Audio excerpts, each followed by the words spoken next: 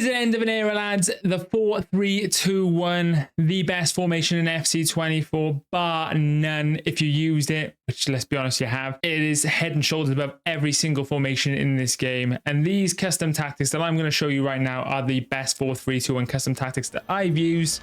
Let's get into them. So diving in with the defensive style, lads, and it sets out, as you can see it on your screen, defensive style on balanced, width on 35. Again, lads, there are like some ranges that you can use these between. Anywhere between 35 and 40 is really nice. I like to clog up the middle as much as possible, but if you want to have a bit more cover in those wide areas, you can whack it up to 40, it'll work just fine. 35 for me. Depth on 80. A lot of people are using like 100 depth in a minute. I don't like to overcommit that much, so 80 is really nice. If you do struggle to defend, lads, I recommend going below 71 because then you won't have the automatic offside traps and you're not going to get caught out as much if you struggle defensively.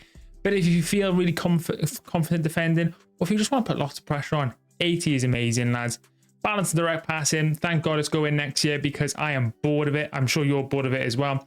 Width on 50, anywhere between 50 and 45 is really nice, lads. But I use 50 because I just want a neutral width, and the formation, it can be quite narrow, so you don't want to tuck it in too much, but you do get some width from the fullbacks.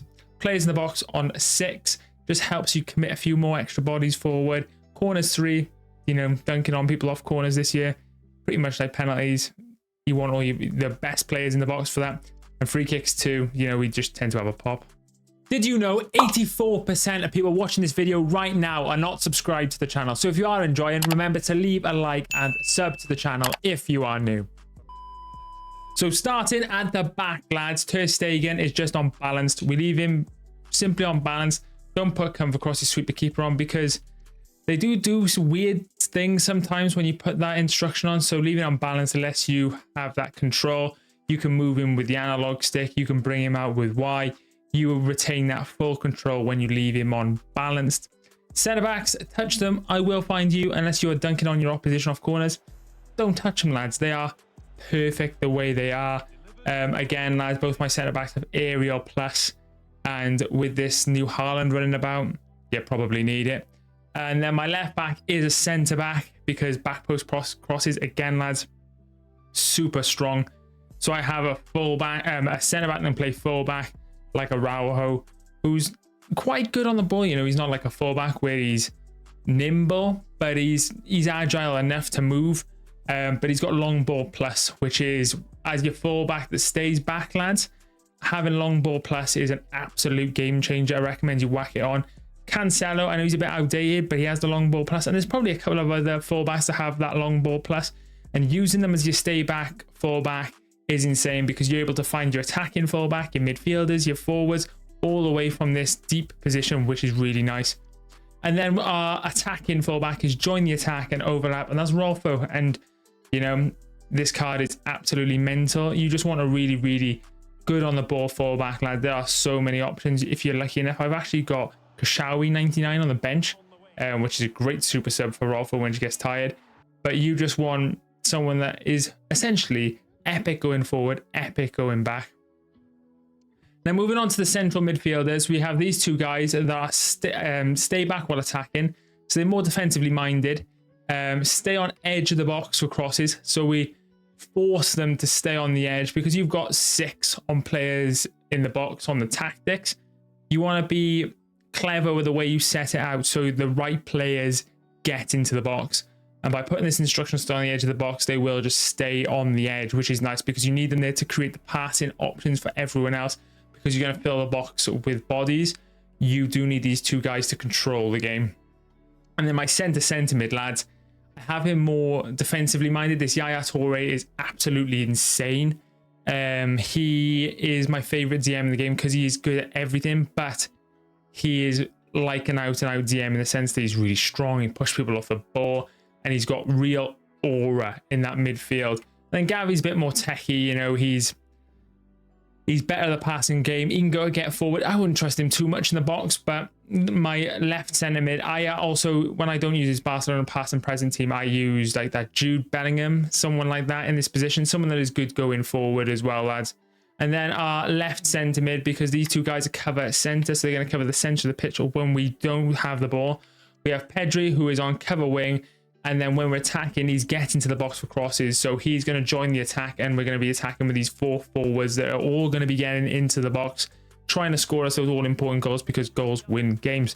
For this position, lads, I do like a player that can defend, like Pedri, but it is important that they can score. Like this Pedri's 5-star, 5-star.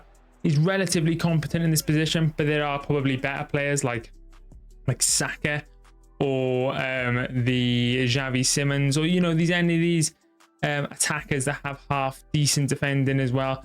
Play this position really well, but I enjoy Pedri, lads. And then having some passing play styles on this player is really nice also. So because Pedri covers wing, we're almost defending in that almighty 4-4-2. Pedri covers out left. These two cover centre, so they cover the centre of the pitch. Then our right centre forward is come back on defence, and that is all. So when we don't have the ball, Xavi Simons is going to defend the right back area, and Pedri will cover left back, well, in front of the left back and right back, and then the two guys will cover centre. So you can see we're defending in that 4-4-2. And I like to have someone that has finesse shot plus. This is some sort of Evo Xavi Simons for me. He's got tech plus, finesse shot plus, and aerial plus. Don't ask how. With 99 shooting, he's phenomenal. But I like this player to have high work rates, finesse shot plus, and has got some decent defensive stats. Like Xavi Simons has, like, this version that I've made is like mid 70s defensive. That's perfectly fine. If you want to play someone though in this position that doesn't have any defensive attributes, high is desirable. If you get high medium, that's fine, but do not put high low, because they just won't come back. You have a hole at that right mid position. And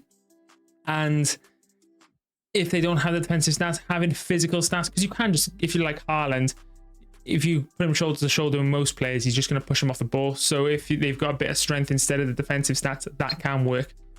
The striker is then stay central, get in behind, stay forward. Fairly standard, lads. Fast striker, get in behind.